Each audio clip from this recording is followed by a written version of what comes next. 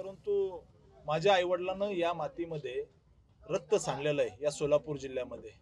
मला तुम्ही काहीही बोला, माझ्या आईवडिलांनी जी आईवडिलांवर टीका करू नका। अतिशय गरीब परिवारातून इथली जनता सोलापूर लोकसभेची या ठिकाणी भारतीय जनता पार्टी आणि महायुतीच्या सोबत आहे।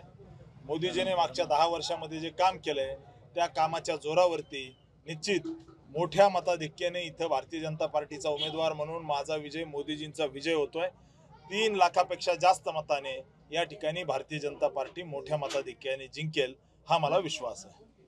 काल आपले ज्यांच्या मागच्या निवडणुकीमध्ये आपल्या सोबत होते असे मोहिते पाटील काल पक्षाला सोडून गेलेले आहेत, काय भावना व्यक्त कराल कशा पद्धतीने? ही मोदीजींची निवडणूक आहे आणि मोदीजींच्या निवडणुकीमध्ये असं व्हायला नको होतं, परंतु मला असं वाटतं की नरेंद्रजी मोदी यांची निवडणूक असल्यामुळे कुणी कुठेही गेलं तर जनता नरेंद्रजी मोदी यांच्या सोबत आहे, भारतीय जनता पार्टी सोबत आहे, महायुती सोबत आहे।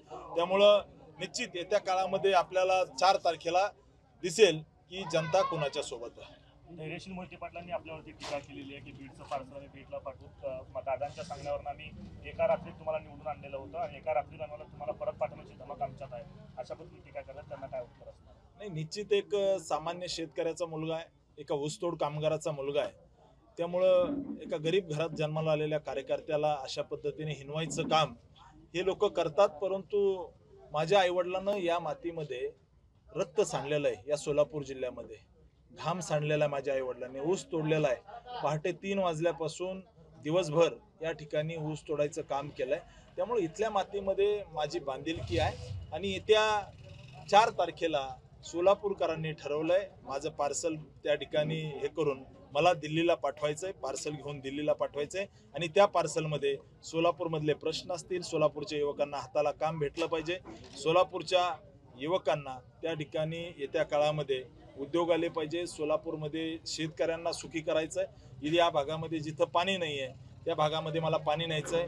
उजनी धरणातला गाळ काढून या सोलापूर जिल्ह्यातील पाणी साठवण वाढवून म्हणजे पाण्याची साठवण क्षमता वाढवून उजनी धरणातली मला भविष्यामध्ये ज्या भागामध्ये पाणी गेलं नाही त्या भागामध्ये पाणी न्यायचंय।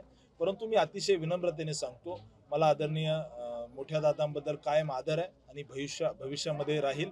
आज उद्या आपल्याला गोड बातमी दिसेल, माळशिरस तालुक्यामधून उत्तमरावजी जानकर हे आमच्या सोबत येत आहेत।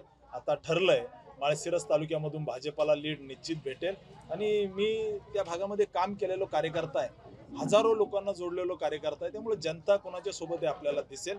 परंतु एका गरीबाच्या पोराला, शेतकऱ्याच्या पोराला, सामान्य ऊसतोड कामगाराच्या मुलाला हिनवणं ही प्रस्थापितांची जुनी पद्धत आहे।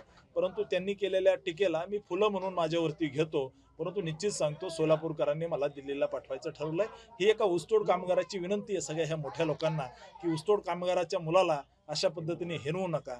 मला तुम्ही काहीही बोला, माझ्या आईवडिलांनी जी आईवडिलांवर टीका करू नका। अतिशय गरीब परिवारातून, ऊसतोड कामगाराच्या कुटुंबातून, संघर्षातून इथपर्यंत आलोय। मला तुम्ही शिव्या जरी दिल्या तरी त्या शिवाय मी फुलं म्हणून घेईल, एवढंच आपल्याला सांगतो।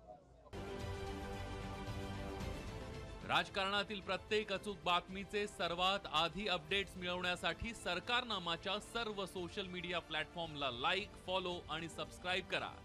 तसंच सर्व नोटिफिकेशनसाठी बेल आयकॉन प्रेस करायला विसरू नका।